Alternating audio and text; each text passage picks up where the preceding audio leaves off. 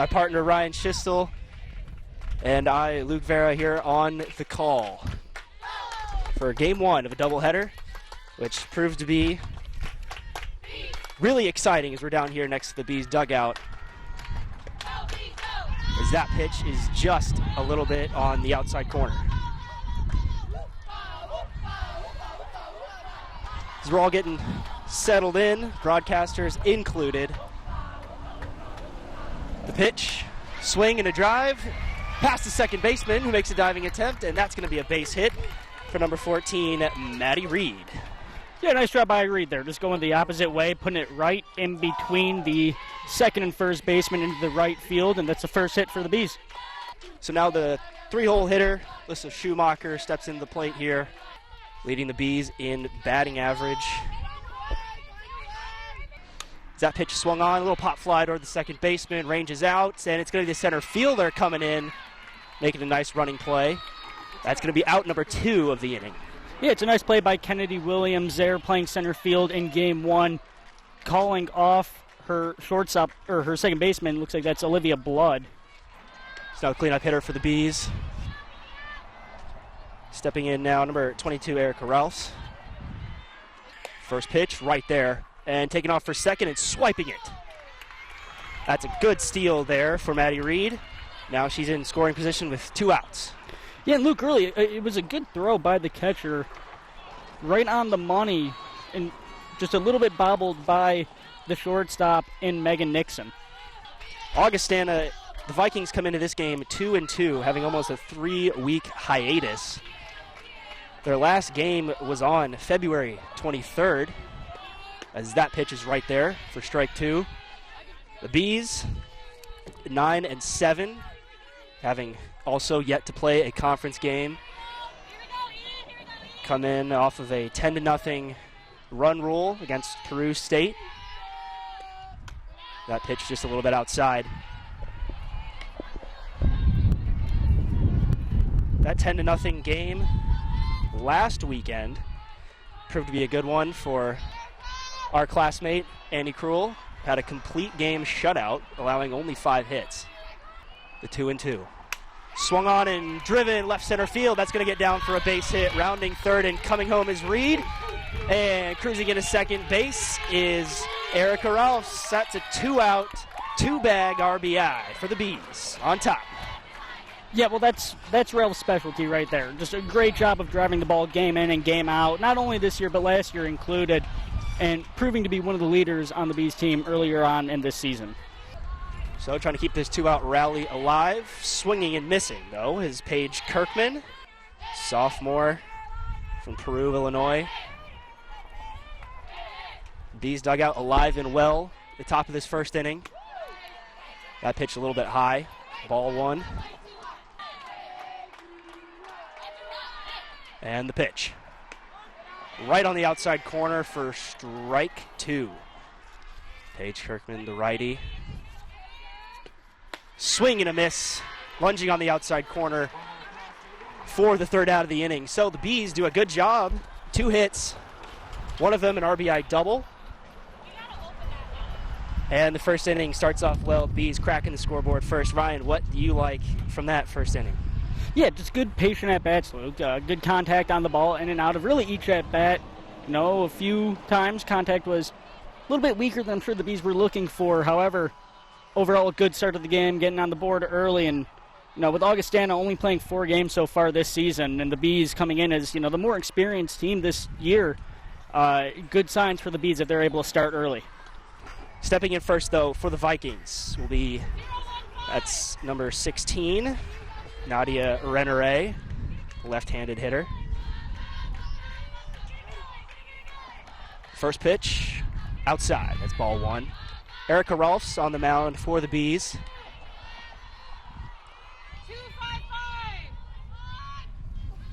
Having a good season so far. She skips that one in the dirt. Has 2 saves on the season, starting this one. 25 strikeouts to 10 walks.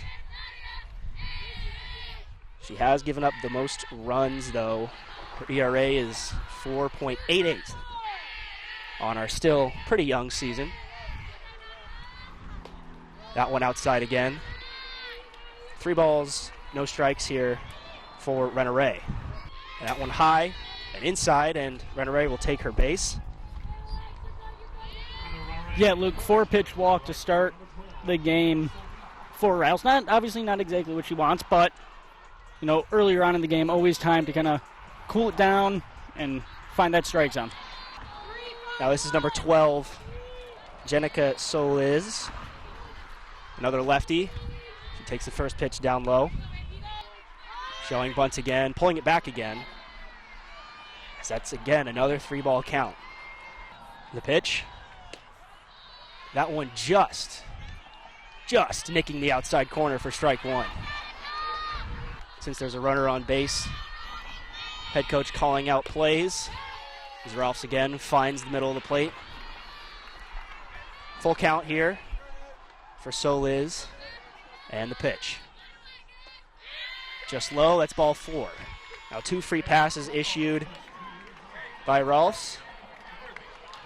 That'll bring up the 3-hole hitter.